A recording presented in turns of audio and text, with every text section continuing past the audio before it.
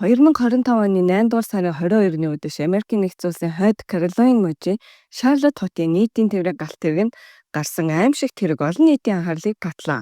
23 настай Украин улсын дөрөвч Ирина Зороцкой ажил тараад гэрлүүгээ харж явахдаа үл таних этгээдийн гар даригнасаа алдсан харамсалтай явдал болсон юм. Галт тэрэгний камерын бичлэгт Ирина орж ирээд хамгийн ихний сул суудалд сууж бусдаа ямар ч харилцаа үүсэхгүйгээр тайван байсан тодорхой харагдана. Гэвч 4 минут хүрэхгүй хугацаанд 34 настай Декарлос Браун Жуниор гэгч ямар ч шалтгаангүйгээр 3 удаа утгалан амь насыг нь авч утсан олон нийтэд хүчтэй цочрол авчирсан юм. Браун олон жилийн турш шизофрен зэрэг сэтгцийн өвчнөр шаналж байгаа бөгөөд 14 удаагийн гэмт хэргийн бүртгэлтэй нэгэн. Түүнийг хэд хэд удаа баривчсан ч сэтгэл зүйн үнэлгээ хийлгүүгээр сулсан асуудлыг улам хурцдагсан. Хамгийн сүүлд 2025 оны 1-р сард цагдаа нарын ажлыг тасалдуулсан хэрэгээр саатуулагдсан ч шүүхийн тогтолцооны сул талын улмаас дахин нийгэмд гарчээ.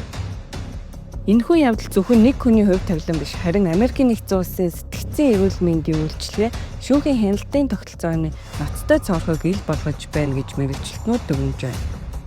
Брауны эсрэг хүн амны хэрэг нэгдсэн бөгөөд цаашлаад холбооны түвшинд нийтийн тээврийн аюулгүй байдалтай холбоотой хууль зөрчил гэмт хэрэг гэж үзэн тусгай хэрэг явуулж байна. Энэ хэрэгт холбогдуулан шүүхээс цаазын ял буюу бүх насаар хорих ял онох боломжтой гэж тодорхойлжээ. Энэхүү хэрэг Америкийн нэгдсэн улсын улс төрийн хүрээнд маргаан дэгдэв.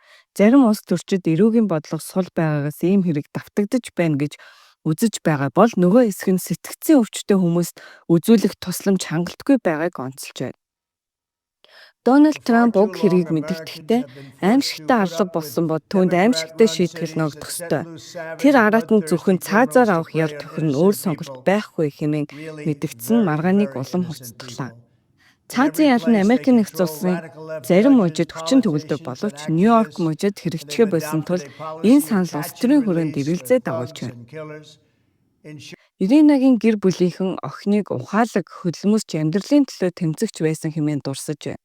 Өдрийн цагаар пицца үргэлтийн ажил хийж, оройн цагаар коллежид англи хэлний хичээл сууж, Америкийн нэгдсэн улсад шинэ амьдралаа бүтээхээр чармайж байсан охиныг нэгэн хөнөөлт үйл явдал бүхнийг орвонгоор нь өөрчилжээ.